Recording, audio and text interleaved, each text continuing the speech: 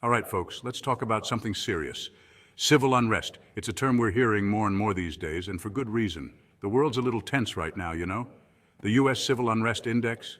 Yeah, it's climbing faster than a squirrel on a double espresso. This stuff matters because when unrest bubbles over, it affects everyone. Businesses close, communities get disrupted, and things can get, well, messy. Remember that time you couldn't get your Starbucks because of protests down the street? Yeah, that. We're not talking about a little disagreement here. We're talking about full-on social and political upheaval, the kind of stuff that makes headlines and keeps you glued to the news or refreshing Twitter every 5 seconds. It's important to stay informed, but even more important to stay safe. So buckle up, Buttercup. We're diving deep into the world of civil unrest and how to navigate it like a pro. Look, I get it. Nobody wants to think about bad stuff happening. It's like that weird smell in your fridge. You know it's there, but you'd rather just ignore it. But here's the thing. Hoping for the best is not a plan.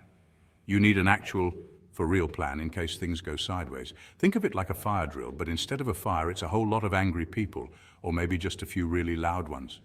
You know the drill, where to go, who to call, and how to avoid setting off the smoke alarm. Okay, maybe not that last part. This plan isn't just for you either. It's for your family, your roommates, your pet goldfish, Steve, everyone. Make sure everyone's on the same page and knows what to do if things get hairy. Trust me, you don't want to be explaining the escape route while dodging tear gas. Remember, folks, failing to prepare is preparing to fail. And nobody wants to fail at staying safe, am I right? So, take a moment to sit down and think about what you need to do. Write down emergency contacts, plan out evacuation routes, and make sure you have a go bag ready. A go bag should have essentials like water, food, first aid supplies, and any medications you might need. Check your go bag regularly to make sure everything is up to date and in good condition. Also, know how to use basic emergency equipment like fire extinguishers and first aid kits. It wouldn't hurt to take a CPR class or learn some basic first aid skills. Review your plan regularly with everyone involved to make sure it's still relevant and everyone remembers what to do.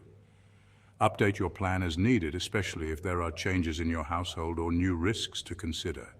Practice makes perfect, so run through your emergency drills at least twice a year. You don't want to be learning to start a fire or how to set up a tent on your first night of bugging out. Celebrate your preparedness, because being ready can make all the difference. Remember, a little preparation now can save a lot of trouble later. So have a plan, people. Stay safe and stay prepared.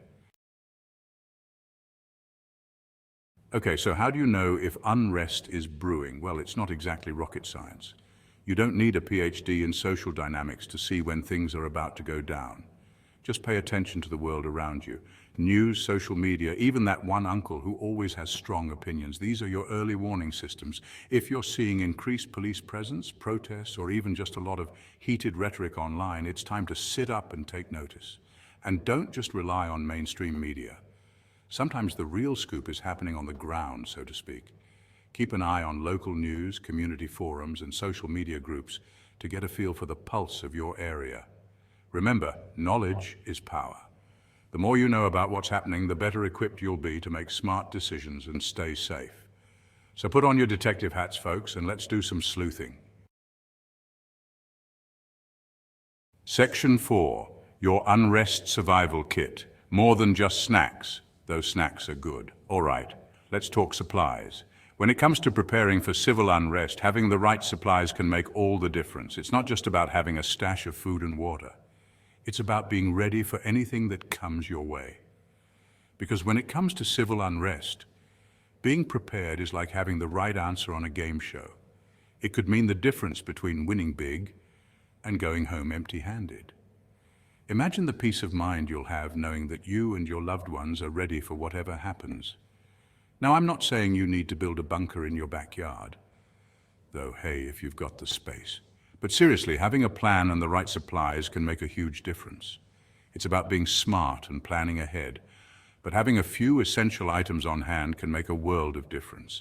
We're talking water, non-perishable food, and other basics that can sustain you for a while. You need a minimum of 3 days. Think about what you and your family will need to stay comfortable and safe. A first aid kit, the basics. But don't stop there. Make sure it's well stocked with all the essentials like bandages, antiseptics, and any medications you might need. You never know when a minor injury could turn into a major problem. But here's where it gets interesting.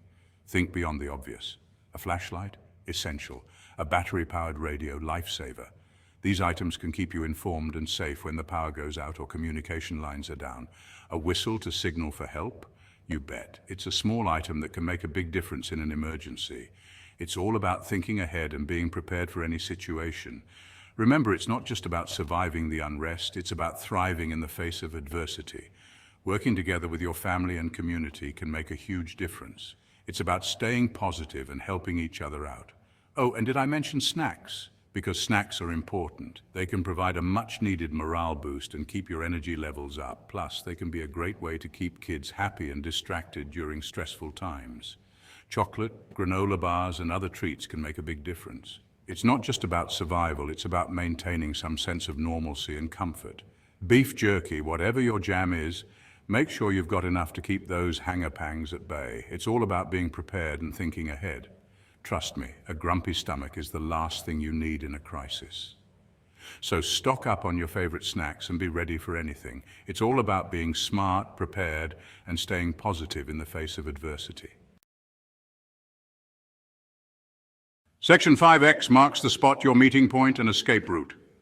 This is one of the most crucial parts of any emergency plan. It's the foundation that ensures everyone knows exactly where to go and what to do when things don't go as planned. Remember that plan we talked about, the one that involves more than just hoping for the best and crossing your fingers? This is where we put that plan into action. The one that's not just hoping for the best. It's about being proactive, not reactive. It's about taking control of the situation before it takes control of you. Yeah, this is where it gets real. This is where all the preparation and planning come together to form a cohesive strategy that can make all the difference in an emergency. Every good plan needs a meeting point and an escape route. Two things that sound way cooler in a heist movie than they do in real life, but in reality, they are just as important, if not more so. Your meeting point is like your home base, your safe haven, the place where everyone knows to go if things go south. It's the anchor that keeps everyone grounded and connected. It should be easy to find, accessible to everyone in your group, and ideally somewhere with decent cell service, because priorities. This ensures that even if you're separated, you can still communicate and regroup. Now for the escape route. This is your lifeline, your path to safety when staying put is no longer an option. This isn't about outrunning zombies, though that would be pretty cool. It's about having a clear, predetermined path to safety if you need to evacuate your home or area quickly. It's about having a predetermined path to safety if you need to evacuate your home or area quickly. This means knowing the fastest and safest routes out of your neighborhood and having a plan for where to go once you're out. Think about alternative routes, back roads, and ways to avoid major highways or congested areas, and map it out. Having multiple options can be a lifesaver if your primary route is blocked or unsafe. Don't rely on your phone's GPS because those things have a nasty habit of failing when you need them most. Instead, have a physical map and compass as a backup. Practice using them so you're not caught off guard. Regularly practice your escape route with your family or group. This ensures that everyone knows what to do and where to go without hesitation. It's like a fire drill, but for any emergency. Review and update your plan regularly. As circumstances change, so should your plan. Make sure everyone is aware of any changes and understands their role. With a solid meeting point and escape route, you'll have peace of mind knowing that you're prepared for whatever comes your way. It's all about being ready, staying safe, and keeping your loved ones protected. Section 6. Proper training and safety when handling firearms are crucial. In times of civil unrest, having a firearm can be a crucial part of your safety plan. But before we dive into the specifics, let's make one thing clear. This isn't about promoting fear or panic. It's about being prepared and ensuring your safety and the safety of your loved ones.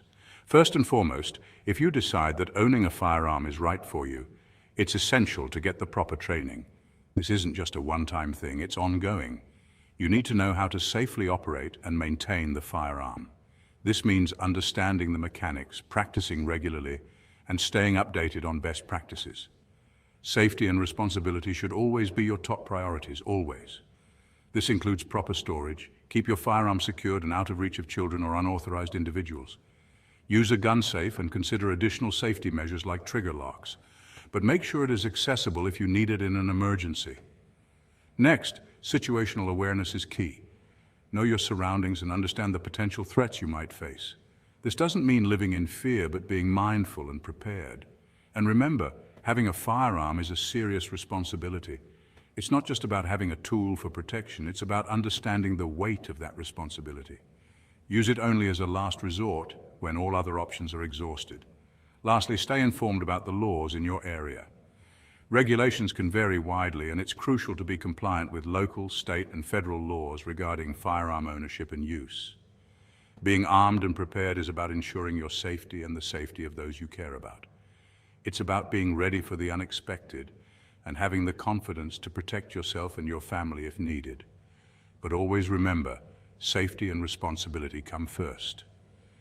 By incorporating these practices into your overall safety plan, you can face any situation with a clear mind and a steady hand, knowing that you've taken every precaution to protect yourself and your loved ones.